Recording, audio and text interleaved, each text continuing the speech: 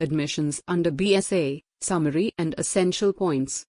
Summary. The Bharatiya Sakshya Adhiniyam, BSA 2023, introduces updated provisions concerning admissions in judicial proceedings. Sections 15 to 21 address the conditions under which admissions are relevant, the parties authorized to make admissions, and the admissibility of these statements in legal contexts. An admission, under BSA, is a clear, precise acknowledgment by a party, often aiding the judicial process by simplifying fact verification. Q&A. 1. What is an admission under BSA 2023?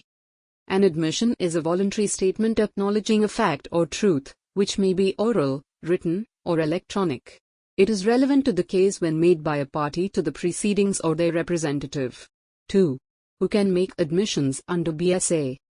Parties to the proceedings, agents, representatives, and persons interested in the case's subject matter can make admissions. Additionally, statements by predecessors-in-title or third parties specifically referred to are also admissible. 3.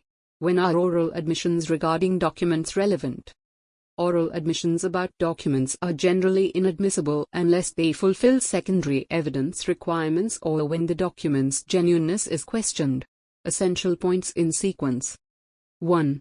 Definition of admission, Sec. 15. Acknowledgment of a relevant fact, either in written, oral, or electronic form. 2. Parties eligible for admission, Sec. 16. Includes parties in proceedings, agents, representatives, and those with a joint interest. 3. Exceptions, Sec. 17 to 18. Admissions by third parties or persons referred to are exceptions to the general rule. 4. Proof of admissions, Sec. 19. Admissions are valid against the declarant and their representatives. 5. Oral admissions on documents, Sec. 20. Generally irrelevant unless secondary evidence is allowed or genuineness is in question. 6. Civil case relevance, Sec. 21. Admissions in civil cases must not be under conditions that restrict their admissibility.